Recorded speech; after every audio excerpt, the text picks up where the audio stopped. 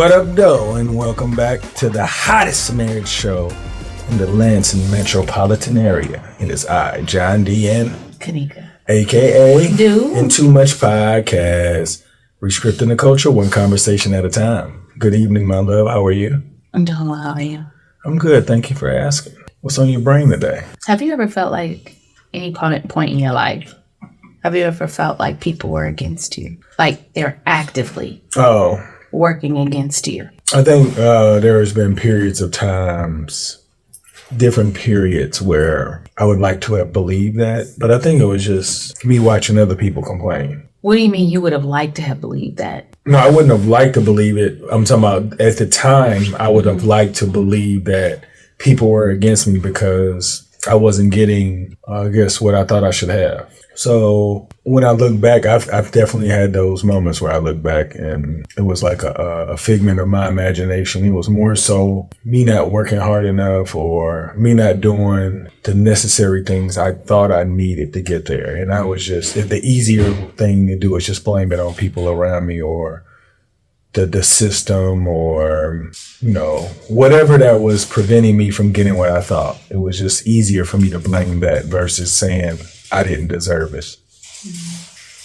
Well, why you ask that? I don't know. I guess I feel like sometimes, not necessarily in our interactions, but sometimes in weird parts of our interactions, we've said this before where it's like we are trying to solve the same problem and we're coming at it from different perspectives. And it almost feels like we're fighting each other rather than fighting the problem. And I wonder if sometimes you feel like I'm against you when I'm trying to find a solution. And I know you're trying to find a solution as well. I don't ever necessarily feel like you're against. I never feel like you're actively working against me. I feel like, and I'm not sure of your perception in anything that we've done if you felt like I was working against you. But I always feel like they'll say, no one is working against you. They are working for themselves. So it's like people aren't working against you. That's not what they're doing. If you guys are clashing and colliding and whatever you're doing, it's not because they're actively trying to stop you from anything. It's they're actively trying to make things happen for themselves. So with you and I guess, sometimes I feel like we get lost in trying to find the solution. And I don't think either one of us are working against the other. I think we're working for the collective of ourselves. We just don't always see the same. And I guess I always want to know that even if I don't see it the way that you do, I'm trying to get the same result. What do you mean we're working for ourselves? So in the general statement, it was like, people aren't working against you, they're working for themselves. So when you're at work and you want to get something done and you feel like somebody's actively standing in your way, I have not experienced it where somebody was actively trying to stop me from being successful. They were trying to take they were actively working to make themselves more successful. And they were just in my way. And so I took it personally and it made me feel like they were against me.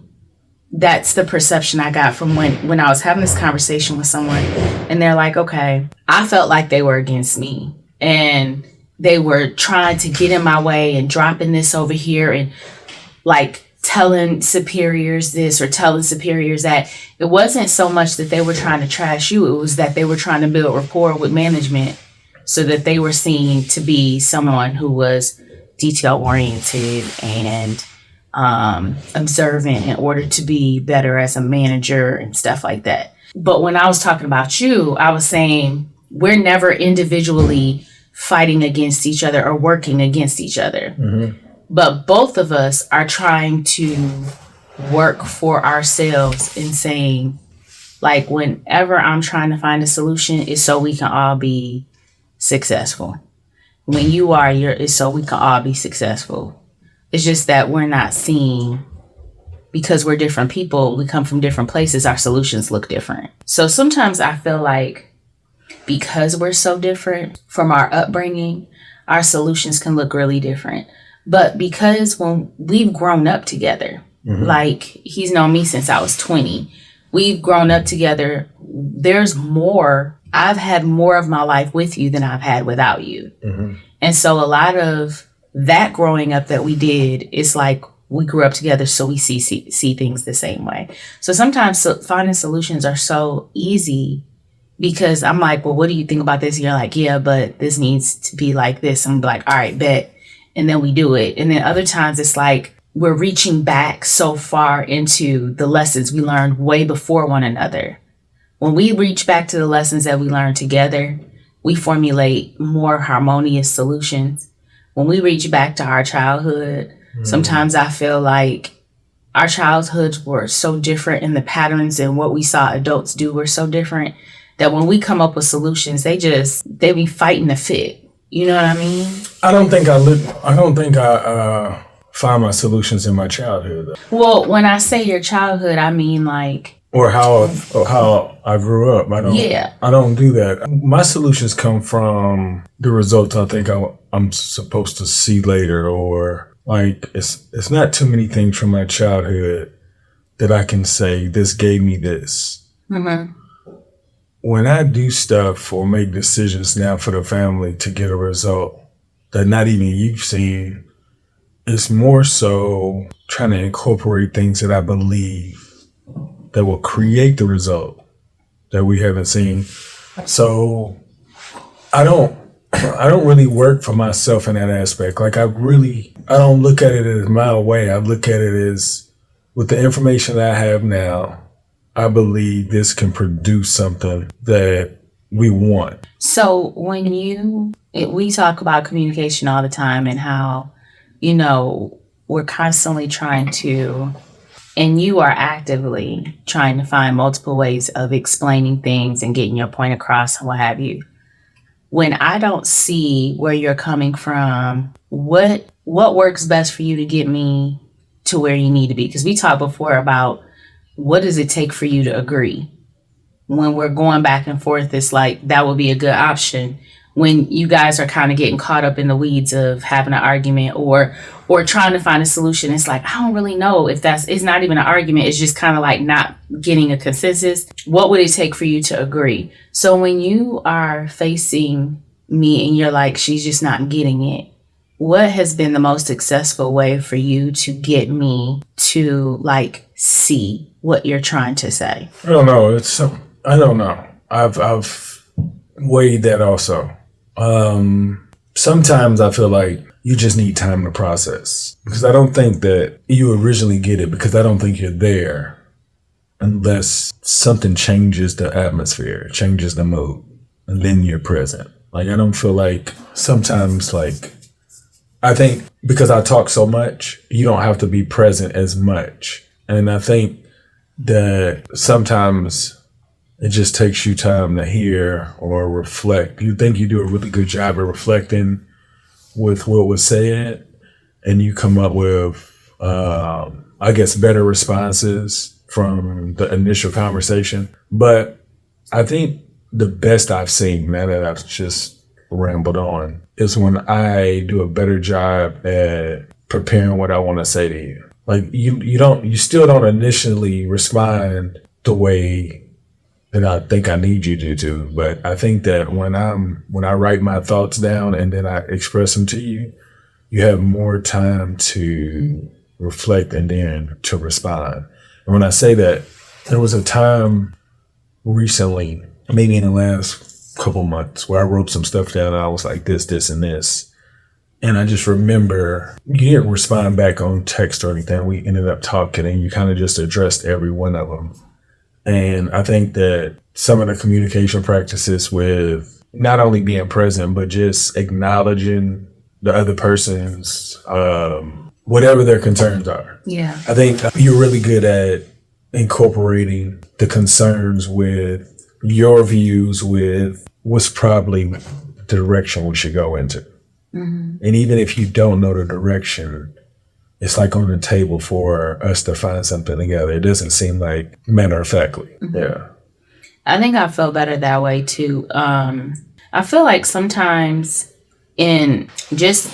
So last year, and I only have like small issues with this, but last year I got in a car accident, I had a concussion, and after that, a lot of my ability to process things quickly and shoot things back out, stuff like that, it just it's not the same. And even before that, I probably was thinking faster than I probably should have and wasn't catching stuff. But I've really struggled with it in the last year. And when you write things down, it's easier for me to respond to. So sometimes I'll respond. If he does send me something like in a text, I take his text and put it in a document, and then I answer where I feel like the sentences break up. Because a lot of times, if I just respond, or if we're in person and we're talking, I miss so much of what you're saying, and then I zero in on something, and I'm like, okay, so this is what I'm going to ramble on about. And it's not that I'm trying to ramble on to distract. It's what caught my attention, and I want to elaborate and be understood. But even just recently, you sent me something, and when I responded, you're like, that wasn't even what I was talking about. Like, you missed so much of what I said. And so I had to go back and look at it, and then I was like, okay, if I answer exactly what he's saying, at least, like you said, it's like acknowledging exactly what you were saying to me and not making it what I want it to be in the conversation. Well, I want to focus on this, but that's not the point. You had a whole list of things, like you said some time ago, you had a list of things you wanted to say to me. Me zeroing in on one and not addressing any of the other things is not fair, because all of those things obviously were important to you, or else you wouldn't have mentioned them. So I understand that. I agree with that. I like better writing it out to you too, because that way I know that I'm saying everything I have to say, and we won't get, none of the important points will get lost, much like what you said. But like in the moment, if we're in the moment and there's frustration because you're not feeling understood, or you're not feeling heard, do you feel like it's better for you to pause and then go so I can process, or is there another strategy used when we're in the moment? I don't know. I think when we're in the moment, sometimes I don't know how it gets to one thing to another. Like, and I think that in my head, I'm trying to prevent it, but I don't understand how it got there. Like, and then sometimes it can just go when I'm still thinking, but I'm talking. You know what I'm saying? And maybe it sounds like I'm not really caring about what's going on, but I'm like, what is going on? Like, how did we get here? But I think that's me just having, I guess, an insecurity that you're not there with me. And when I say that, I want to say that, well, like, I probably should just tell you, hey, I'm probably talking to you right now. You're probably talking to me right now? Yeah. What do you mean? Like, normally when I'm talking to you, you're on your phone. And so I probably should just not be telling you anything that's going to cause anything, because to me, like, I think I put more responsibility on you as, like, when you're on your phone, like, you're supposed to be paying attention to me. I am. I'm supposed to be. No, I'm saying, like, and I'm gonna hold it against you when I know that you're not. Because I think it's more so me trying to convince you to see, like, you can't be there if you're doing something else. And I think it's more so me coming out with me on purpose, trying to show you, hey, this is one of those moments. That's why I always try to mention the past when I used to be on my phone and I used to just be on Toy Blaster. But that wasn't good enough for you. He was like, no. Because in my mind before, I used to be texting or communicating with people, and I'm like, I'm not doing that. I can play this game and listen to you. Mm-hmm. But that wasn't allowed there. Yeah, I was like, no phone time. I know.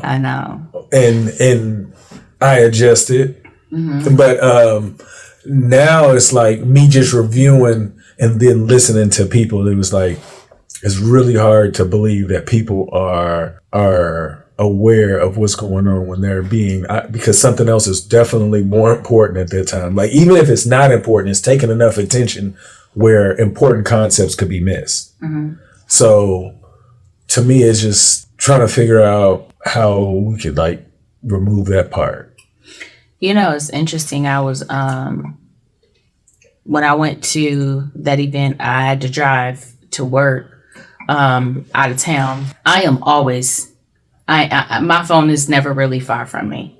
So I'm either scrolling or I'm playing a game or I'm listening to something, somebody, an interview, whatever the case may be. And so when I got in the car, usually John's driving me somewhere. I'm not driving. And so I can do, I'm like, no, no, no, no, no. And music would be playing and John would be talking and or whatever the case may be. And so when I was driving, the radio was on. They were doing an interview. It was just, I don't know what was going on the radio, but I was like, let me turn this off because I don't sit in silence. When I wake up in the morning, I look at my phone and then I jump up and do whatever it is I have to do. Walk the dogs, talk to the kids, do whatever. And then I'm right to work. And when I'm at work, if I'm not in a meeting, I'm playing something in the background. Sound has to be going at all times. I don't sit in silence anymore. And so when I was driving, I was like, I'm going to sit in silence and see what happens because I don't even know how to function without sound. And so I rode for an hour in silence.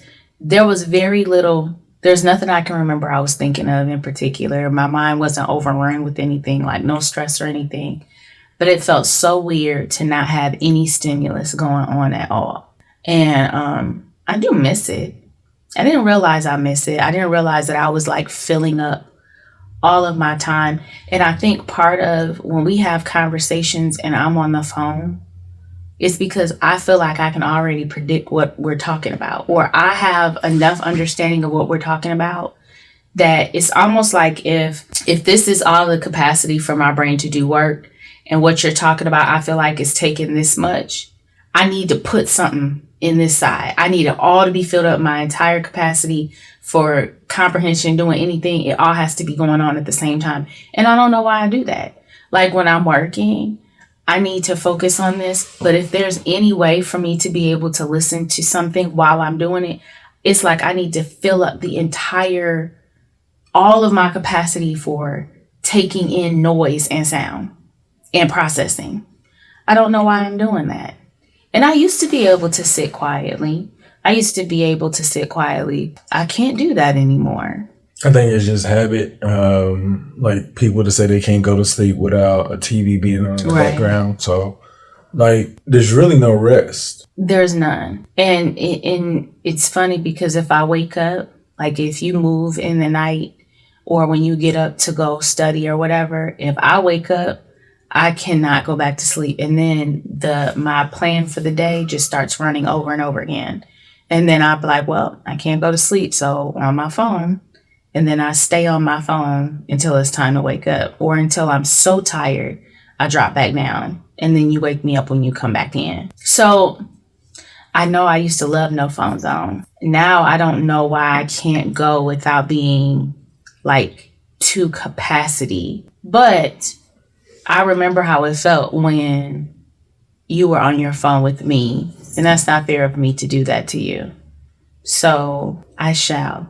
But I have no phones on. So let's see if we felt the same though. Like when you didn't like it, did you think I was aware of what was going on? Of what we were talking about? Mm-hmm. Did you ever feel like I was not paying attention to you when I was on it? Or did you just feel like you should not be on your phone? I don't remember that. I just felt like I wasn't important enough. Okay, so you can't say that I wasn't paying attention because I can say that I definitely was paying attention. But looking back, I couldn't have been paying attention as much because I was really playing this game. I didn't want to lose. Right. So looking at you, all I can think about is she can't be. No matter what she says, the statistics say that if you're doing something, whatever you're doing in the second one loses so much more attention where mistakes can be at. So I'm the mistake. And like when I say I'm the mistake, like you could misinterpret something I said and we could cause a misunderstanding where I think you understand and then you're responding to something that I didn't say or took it in a way because you didn't understand because you already anticipated what I was going to say. Well, and then sometimes, like, if you know how we have these conversations, and like you said, I don't even know how we ended up here. It'll be like a runaway train, and the conversation is escalating into somewhere I don't want to go. I go to my phone so that I can take away some of my attention from that. And it doesn't help. It doesn't help at all. It was probably even more frustrating for you, but for me, it helps me to take a time out because I'm not processing everything you're saying. My emotions are not escalating, increasing as fast as they could if I was like in full listening mode. Because sometimes you'll say something to me and when it starts getting ridiculous, I'll be like, oh, okay. And then that makes you even more mad. But this is, I can't take all of this because I already know where this is about to go. Well, that's the reason why I said that I probably should listen more. I should not just volunteer information anymore because volunteering information often leads into you not wanting to answer, or I don't feel like you've considered the question I asked, or just anybody. Like, I feel like if I can just be present, that should be enough. Like, that's why I said when I told you I don't want you to take it in a particular way, but I'm running into the same things over and over. I don't think I can run into it if I don't say anything. But I feel like that's an extreme, and there's a lot that you have to impart. I can only impart to those who's interested. So me is just a feedback of information. I'm just putting it out there, hoping it catches. But if I don't say anything, then I don't have to worry about saying anything that could bother anybody who's supposed to be listening. So it's like, maybe, like even today, like I was just thinking about the things that I was listening to because I started practicing it. And I was just like, wow, I don't think I would have caught that if I didn't prepare. Like you say, you know what somebody's going to say. Mm-hmm. I'm already prepared possibly to give you something that you weren't even looking for. Mm-hmm. And just because it's good don't mean you want it. So just, and it's not just being silent, it's more so knowing when the right time to speak. Okay. Yeah. I think that's my fear, because when you said that, you were like, I'm just going to listen from now on. I'm like, that seems extreme. It is, but I'm saying even if it is extreme, it's going to reduce a lot of the unnecessary melee. I think it's necessary. I think listening is more valuable than talking. I do listen twice as much as you speak. I agree with that part, but I guess I just didn't want it to be something like where you were actively holding back every part of you. Well, I don't look at it that way. I'm saying like I can talk because I'm looking for information. I can ask questions. Most of the time, that's not what you want. What do you think I want? Not that. Like at any point. I do like the information you give me. Yeah, but it just depends on how it comes or what it's about. It's not necessarily like, I feel like all the information I have is valuable because I feel like I own everything that I talk about. To me, I feel like could just improve, but everybody don't look at it like that. So if I'm the person that's like the wise old owl that's watching, like, I don't think anybody should be upset, or maybe that's really my personality and I was just practicing wanting to be seen. Like I want people to know that I know this, or I have this and it was work for me, and I see that it may not be working. Something that's not working for you, and I'm trying to give you this so you can remember, like Giant gave you this. Mm-hmm. So I'm not saying that's it, but it probably can sound like that. The way that I hear people that's always ready to respond, it's like people are looking to solve problems. And even though that may be the case, I don't want to come off as that because it reduces, I guess, the interaction that you want to have with me. Like before, you just think about it, for us to get to this point, you used to dread when I say, I got a question, or let me ask you something. You know what I'm saying? What's it going to be? And it's not that now, but it still can get to the point where when you you may not right now, but sometimes the ending looks just like the feeling that you had. He was like, okay, if it's a race where we can get through without arguing, like the beginning, you were like, I gotta fight him. I gotta wrestle with him again. Then it's like, okay, you know what? we're good. Then he's like 50% of the way. He's like, we always find a way. And then now it's the 95%. Like, we can enjoy it all the way. And then it's like the last part of it. So in my mind, I have to like be more strategic in what I ask and being able to just ignore it when it's not being answered. Because sometimes when I ask questions, I feel like if you don't answer it the way that I feel like, if I say, hey, how are you doing? And you say blue or number 4, like that's an inappropriate answer. Yeah, but. No, there's no yeah, but no. There's like just because somebody can answer it, it means that they heard it the way that they wanted to hear it. But if I say that's not right, it's because I asked the question wrong or you heard it wrong. It's not because you think you understand what I said. I'm not trying to get you to say something. I'm trying to get the truth. Yeah. That what you just said cannot go with this question I'm asking. Yeah. But so say you're talking to me and you say a question. Sometimes your question, sometimes they're very simple and the answer should be simple, but sometimes it could be complex. It got a few things going on. If I answer you and it's not what you want, it's not what I want. It's or what's appropriate for the question I was asking. Correct. Yeah.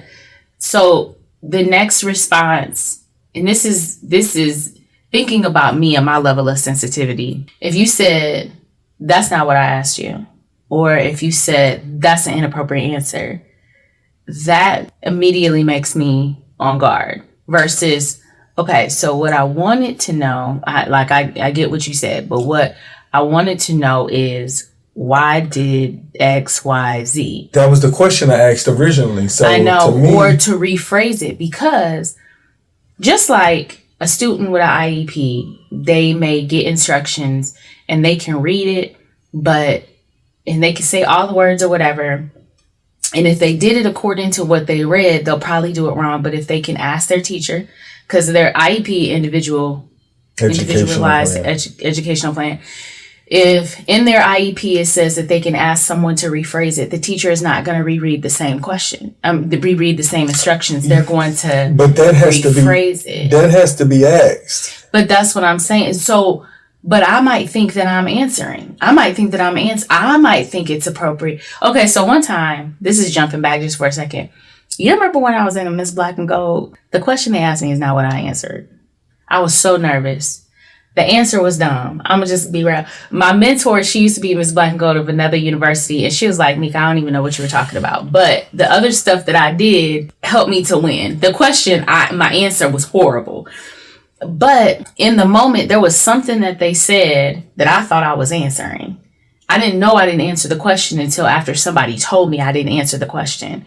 And so when I'm answering, if I didn't answer what you wanted, I'm not trying to evade the question. So it must be that how you said it, I didn't catch something, but I'm not trying to irritate you. So if you say to me, that's not what I asked you, or that's an inappropriate answer, it feels so sterile.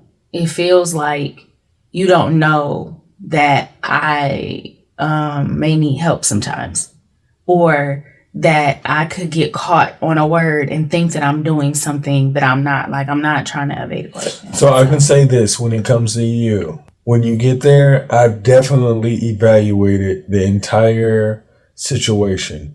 If you were on your phone, I'm upset. Yeah, but outside of that, outside of that, I definitely believe I put into consideration, like maybe she heard it wrong.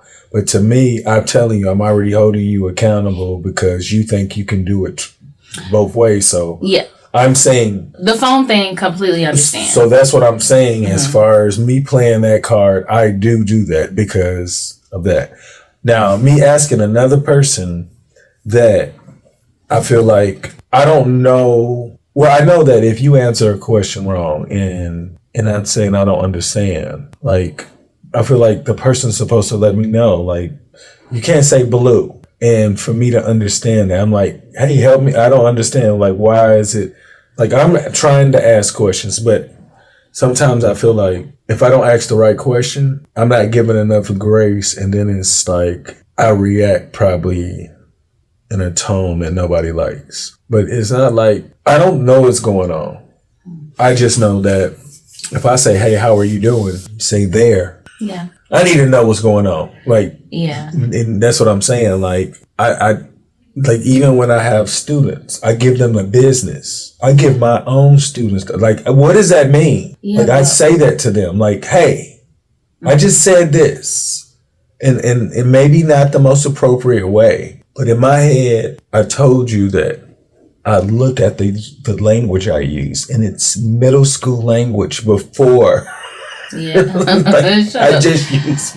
Yeah. And when I say middle school language, I'm talking about the capacity of most adults. I use those words regularly.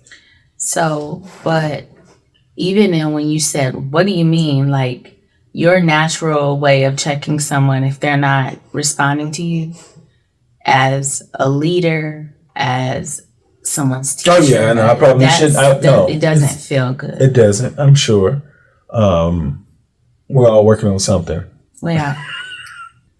But I know that you're not against me when you act like that or when you respond like that. It's not like you're ready to fight me, but it just feels like once I'm able to hear it, I'll be like, okay, he's not trying to fight me.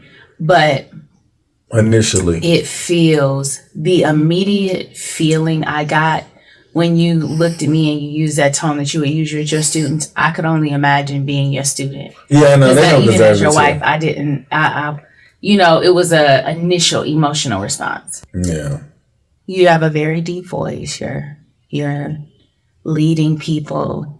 It's intimidating sometimes. I don't have it all. I don't either. I'm just saying, I'm going to work on the phone situation. You work on your tone. I've been. Hey! Oh. I've been trying. Okay. So, I'll try that too. For sure. Okay. Anybody want to give a shout out before we get out of here? No. So, I do want to say this before I get out of here. I'm really working on communication. Like, I had no idea what we were going to talk about today. But I have bad behaviors that causes people to respond in an aggressive manner to me because I sound like I'm aggressive. It's not on purpose, but I know I do it. One day, hopefully before I retire from teaching, that these kids be like, he don't ever sound like that. Because I know these kids be looking at me like, for real. I know. And I have to catch myself. And I'm like, what does this say? What are you looking at? I know. You see the zero? They just learned in zero. I assume that they have this information and they just learning it, and I'm assuming that they already have it. So that's a lot of times it's me assuming people have something that they may not even came across. So it's just me practicing bad behaviors that maybe was treated upon me in my childhood, maybe throughout life, yeah. And I was just ready to go off on people for not having it. But yeah. I want to give a shout out to my wife for having more patience, because Lord knows I got these text messages and it was just broken down. And it didn't sound like she was being mean at all. No, just like, and I was like, golly, it's a lot of text. It was just like, and it was just broken down. And it was like, I have to look at all of this because I need to make sure. Tripping. But I appreciate the things you do to keep this relationship healthy. Absolutely. You too. No doubt. Y'all make today better than yesterday. Don't worry about anything you can't control. GATA. Get after that action, or that action will get after you. Be great on purpose.